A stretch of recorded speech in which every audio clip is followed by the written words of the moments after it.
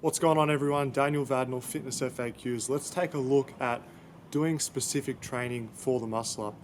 Now, when it comes to the muscle up, it is a skill. Let's break it down into its components and figure out how we should best train for it. So when it comes to the muscle up, you've got two main components, the pulling phase and the dipping phase. With the bar muscle up in particular, because you use a very large amount of momentum and generating a large amount of power, the transition is not actually that difficult when you build the necessary strength and coordination for the movement. When it comes to people that have difficulty with the movement, it likely stems to them not working enough, either the pull or the dip, and that's where they face trouble when it comes to consecutive repetitions of the muscle up and doing clean form. The most common mistake that I see beginners make is they want to get better at the muscle up, so they simply keep drilling the muscle up over and over again. And in order to get reps, what they often have to do is use a large amount of momentum through using a kip to get the movement done. Now, specificity principle, train the movement in the manner that you want to get stronger at. So with the muscle up, we want to get better at the pull as well as the dip. Let's look specifically how to integrate those two into a training program specific for the muscle up. So when it comes to the pulling portion of the workout, we want to train our pull-ups in a manner that's very specific and is going to have a strong carryover to our muscle ups when we eventually work on those. Now, to do this correctly, we want to work in a lower repetition range. I'd recommend anywhere from 3 to 6 reps max per set for a moderate to high amount of sets. The reason why we're doing this is because when we're doing low reps, we can really focus on being as explosive as possible, getting our chest as high as possible in relation to the bar, aka chest to bar pull-ups, doing them very explosively.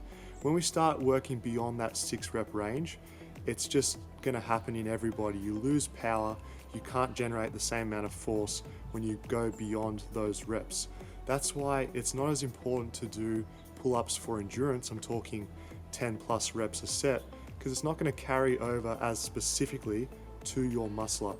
Train explosively to be explosive, and you're going to have very clean muscle ups.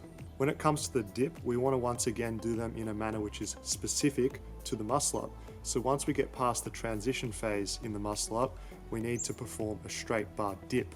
What better way to get better at those than to work on them specifically? It's literally that simple. So to get the most out of your straight bar dips, to have a high transfer to your muscle ups, controlling the eccentric or lowering phase, getting a nice pause to make sure that you're controlling the full range of motion, and then explosively performing the concentric so that we have a strong carryover once again to the muscle up. Guys, the final weak link that we have when we're doing muscle ups is that transition component. Now, in my opinion, if you work diligently on the explosive pull and the controlled straight bar dip, build your strength with those movements, you should not really have as much of an issue with the transition because you're going to be able to power through it. But if you're looking to isolate this portion of the movement, the best and most simple way to do it, starting from the top of a dip, lowering down to the bottom of a dip, slowly transitioning from that bottom of the dip to the top of a pull-up, build the necessary strength. You can't go from step 1 all the way to step 10 and expect to make good results.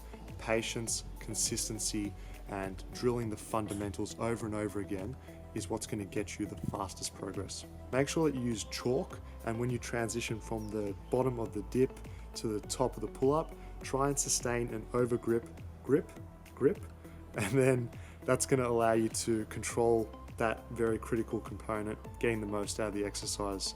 I find that if you don't sustain that over grip or use chalk, it's easy to slip and miss those few degrees of joint angle that is specific for getting stronger with the muscle.